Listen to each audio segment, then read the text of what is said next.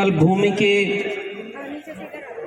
इस सालाना जलसे में मंच पर बैठे हुए सभी सम्मानित अतिथिगण और आप सभी लोगों को मेरा क्रांतिकारी जय भीम, जय मंडल, जय संविधान है, इंकलाब जिंदाबाद है। आज मेरे लिए ये गर्व की बात है कि मैं पहली बार इस संकल्प भूमि पर आया हूँ और आज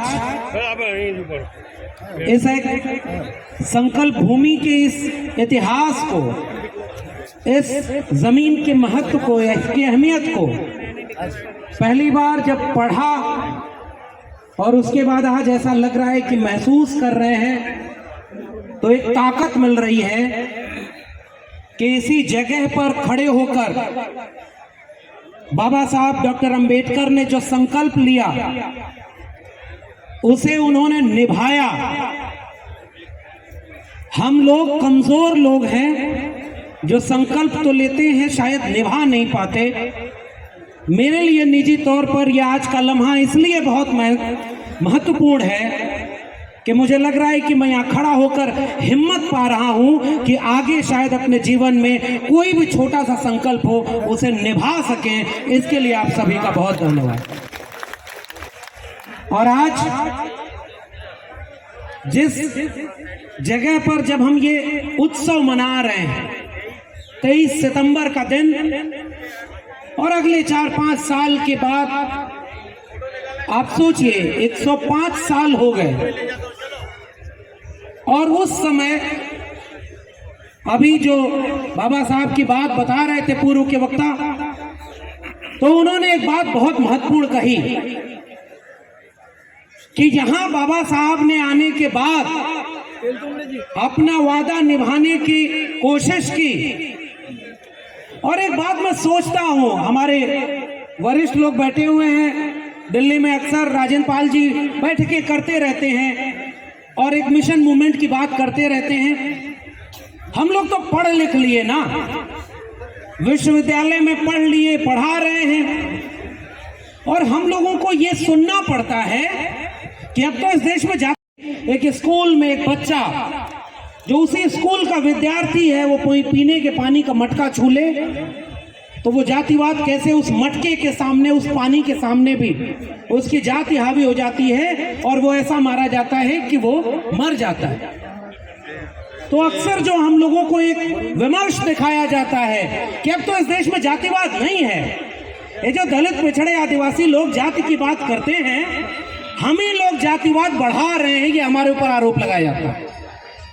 मैं सोचता हूं कि जब 1917 का वो दिन रहा होगा, डॉक्टर अंबेडकर विदेश से पढ़ाई पढ़ के लौटे और उन्होंने अपना किया हुआ वादा निभाने के लिए गुजरात को चुना, तो वो तो पढ़ लिख करके, डिग्री लेकर के, ऑफिसर बन करके आए, फिर उनकी जाति ने उनका पीछा क्यों नहीं छोड़ा भाई?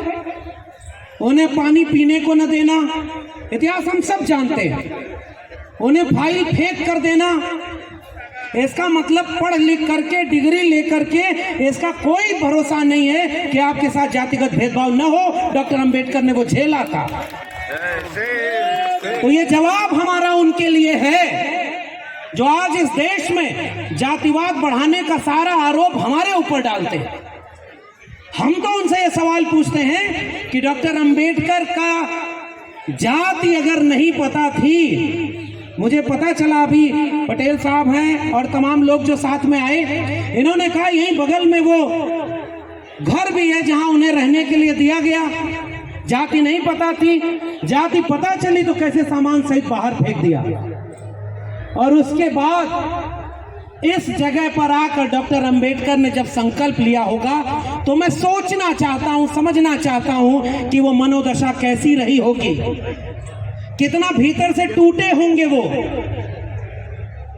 मैंने तो जो पढ़ा है साहब, उसमें लिखा है कि वो फूट फूट के रोए थे, वो फूट फूट के रोए थे कि मैं इतना पढ़ने लिखने के बाद, और हमें कोई ऐसा वाकया नहीं मिलता कि जब विदेश में डॉक्टर अंबेडकर पढ़ने गए तो वहां कोई जातिवाद हुआ हो। लेकिन पढ़ने लिखने के बाद जब यहां उनके साथ यह सलूक हुआ और वो रोए, तो मैं सोचता हूं कि उस रोने के बाद भी उनके सामने कई विकल्प रहे होंगे। डॉक्टर अंबेडकर भी चाहते तो ये सोचते कि मेरे साथ जातिवाद हुआ है तो मैं अपना बदला लूंगा, या उसी जगह पर झुक जाऊंगा, कमजोर पड़ जाऊंगा और चुपचाप कोई दूसरी नौकरी कर लूंगा। डॉक्टर अंबेडकर कोई निजी लाभ के लिए भी संकल्प ले सकते थे, लेकिन आज के दिन की अहमियत तब कोई नहीं रहती अगर डॉक्टर अंबेडकर ने अपने लिए संकल्प लिया होता। आज के दिन की आज यहाँ हम सब जुटे हैं और यहाँ एक संकल्प लेने का हिम्मत महसूस करने के लिए यहाँ हर साल आते हैं, तो वो केवल और केवल इसलिए कि डॉक्टर अंबेडकर ने अपने लिए कोई संकल्प नहीं लिया, इस समाज के लिए, इस भारत के लिए संकल्प लिया था, इसलिए इसकी अहमियत है। और इसलिए वो जो संकल्प था वो क्या था आप सब जानते हैं। वो संकल्प इस देश में जो जाति के नाम पर भेदभाव है, डॉक्टर अंबेडकर से तो विदेश में भी कुछ लोग गए थे मिलने और उनसे उन्होंने कहा था कि आप कहाँ पढ़ाई कर रहे हैं, भारत में जंग आजादी चल रही है, आइए हम लोग देश की आजादी के लिए लड़ाई लड़े। आजादी का 75वां साल ये देश मना रहा है और उस समय मैं याद करता हूं अपने वैचारिक पुरखे को, उसने उन लोगों से सवाल पूछा था कि किसकी आजादी के लिए आप लोग लड़ रहे हैं, तो उन्होंने कहा भारत की आजादी के लिए। किससे आप गुलाम हैं, तो उन्होंने कहा अंग्रेजों से गुलाम है। डॉक्टर अंबेडकर ने पूछा कि हमारे लोग तो तब से गुलाम बनाए गए जब अंग्रेज इस देश में आए नहीं थे, उनकी आजादी की लड़ाई कौन लड़ रहा है, हमको ये सवाल का जवाब था। और इसलिए डॉक्टर अंबेडकर ने बाद में उन्होंने अपनी जीवनी में लिखा, उनके ऊपर कई लोगों ने लिखा भी है कि वो रात को जब मिलने गया एक पत्रकार बहुत देर में, तो वो जाग रहे थे और लिख रहे थे, आप जाग रहे हैं। डॉक्टर अंबेडकर ने जो बात कही थी मुझे वो बात हॉन्ट करती है कि मैं जाग रहा हूं क्योंकि मेरा समाज सो रहा है। अब क्या हो रहा है ये तो आप देख रहे हैं, यही देख रहे हैं, मंच पर एक आयोजन करना मुश्किल हो जा रहा है।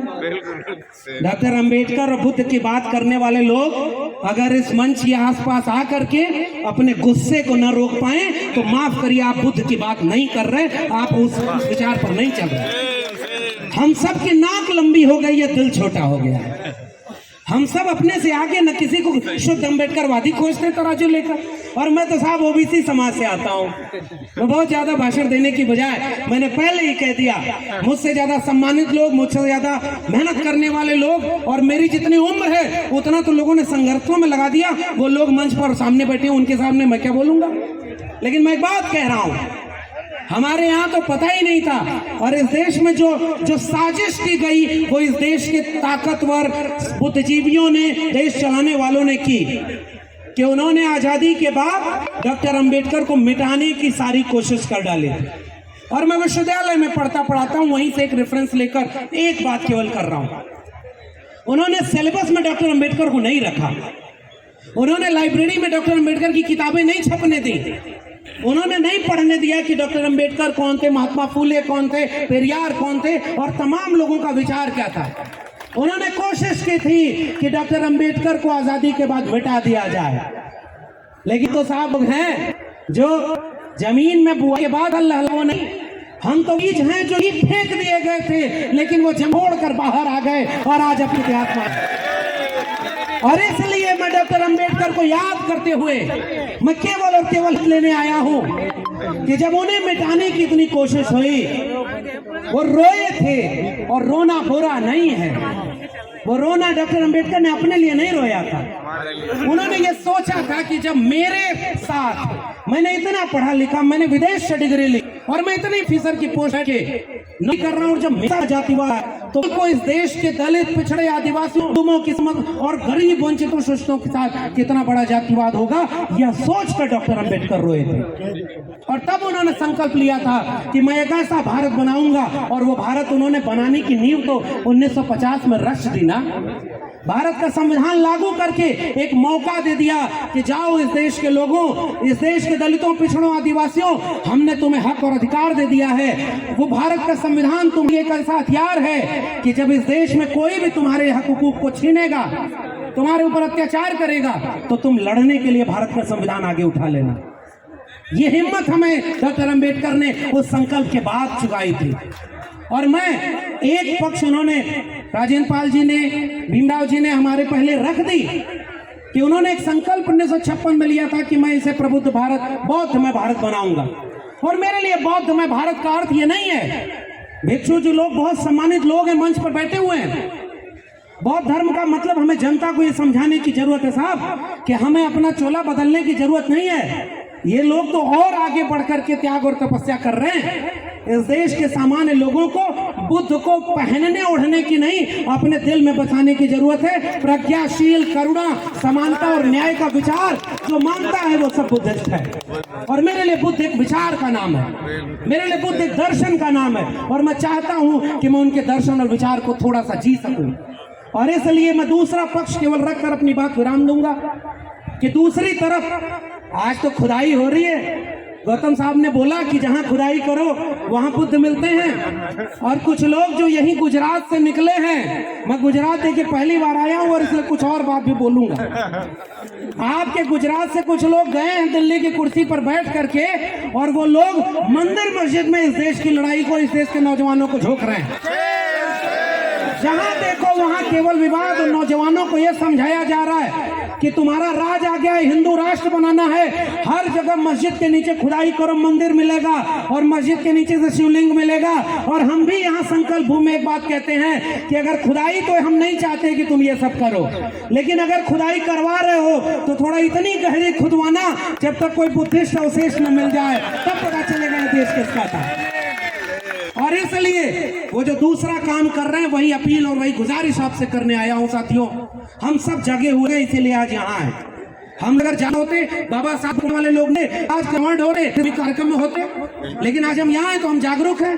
और इसलिए मैं आखिरी बात कह के जा रहा हूँ कि जो हमला हमारे ऊपर हो रहा है, बहुत बातें होंगी, और कहीं ऐसा ना हो जाए कि आप लोग भी केवल औपचारिकता निभाने के लिए यहाँ आए और कल से फिर हम लोग भी अपने काम में लग जाए। संकल्प अगर मुझे लेना होगा तो मैं क्या संकल्प लूंगा?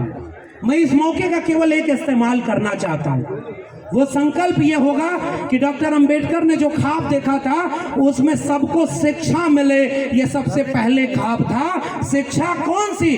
डिग्री वाली नहीं। उन्होंने कहा शिक्षा वो शेरनी का दूध है जो पिएगा, वो वाली शिक्षा। और इसलिए मैं कह रहा हूं आज इस देश में शिक्षा को बर्बाद किया जा चुका है। और मैं विश्वविद्यालय में पढ़ने पढ़ाने वाला एक विद्यार्थी, एक शिक्षक, आपके सामने आपके साथ एक संकल्प लेना चाहता हूं। कल्पना करिए अगर इस देश के स्कूल, कॉलेज, विश्वविद्यालय बर्बाद हो गए तो हमारे बच्चों का क्या होगा? क्या हम बाबा साहब के सपनों को पूरा कर पाएंगे? जब उन्हें शिक्षा ही नहीं मिलेगी, रोजगार नहीं मिलेगा, तो कल को कोई भी उन्हें दंगाई बना लेगा। अगर हमारे मिशन मूवमेंट में शिक्षा को बचाने का सवाल नहीं शामिल है, रोजगार का सवाल नहीं शामिल है, और भारत के संविधान और मंडल कमीशन, ओबीसी समाज के लोग, कल तक उनको कहा जाता था कि वो सारे कांवड़ हो रहे हैं, और जब मैंने इतिहास पढ़ा तो कहा नहीं साहब, 1948 में बैकवर्ड क्लासेस लीग का अधिवेशन लखनऊ में होता है, और उसकी अध्यक्षता करने के लिए पिछड़े समाज के लोगों ने बाबा साहब अम्बेडकर को लखनऊ बुलाया था। तब मैं देखता हूं कि हम तो पहले से ही एकजुट रहे हैं। बाबा साहब के गुरु तीसरे थे वो ज्योतिबा फूले, कुछ किसान कुणबी जाति के, साहू जी महाराज ओबीसी जाति के। हमें दूसरा संकल्प ये लेना है कि हम इस देश के नौजवानों को, जब भारत 100 साल पूरा होगा, आजादी के 100 साल पूरे होंगे, तो हमसे लोग पूछेंगे कि आपके सामने भारत का संविधान भी लागू था, थोड़ी सरकारी शिक्षा थी, थोड़ी सरकारी जमीनें थी, थोड़ा भारत का संविधान और मंडल कमीशन भी लागू था। 25 साल बाद कहीं ऐसा ना हो जाए कि हमारे आंखों के सामने देखते देखते भारत का संविधान खत्म हो जाए और शिक्षा खत्म हो जाए, रोजगार खत्म हो जाए। इसलिए मैं यहाँ एक संकल्प लेना चाहता हूँ कि डॉक्टर अंबेडकर, बिरसा, फूले, पेरियार और तथागत बुद्ध तक की जो मेरी वैचारिक विरासत है, मैं उस विरासत को अपनी आने वाली पीढ़ियों तक ले जाने की कोशिश करता रहूंगा। शिक्षा और रोजगार को, भारत के संविधान को बचाने के लिए जब तक सांस बाकी है, एकजुट होकर के जाति से जमात की तरफ वाला जो मिशन है उसको लेकर के 90% वंचित शोषित लोगों का भारत जो सबसे बड़ा राष्ट्रवाद है इस देश के दलित पिछड़े आदिवासी ही कर रहे हैं। हमारे पुरखों ने इस देश को बनाया है और हमें ही इस देश से बाहर किया जा रहा है। आइए संकल्प लें कि हम सब अपने नाक को छोटी करेंगे, दिल को बड़ा करेंगे, जाति से जमात की तरफ बढ़ेंगे और 90% लोग एकजुट होकर के इस देश में भारत का संविधान, मंडल कमीशन और तथागत बुद्ध से लेकर के बाद तक की जो विरासत है, वैचारिक विरासत, उसको लागू करेंगे। वरना आने वाली पीढ़ियां हमसे पूछेंगी कि जब सब बर्बाद हो रहा था तो तुम क्या कर रहे थे। मैं एक सवाल उनसे पूछूंगा कि मैं उस बर्बाद होने के सामने आंख में आंख डाल करके अपने समय के जालिमों से कह रहा था कि मैं बिरसा फुले अंबेडकर का वारिस, भारत का संविधान और मंडल कमीशन बचाने की लड़ाई में शामिल था। बहुत बहुत धन्यवाद। जय भीम, जय मंडल, संविधान जिंदाबाद, उल गुलाम जिंदाबाद, इंकलाब जिंदाबाद। धन्यवाद।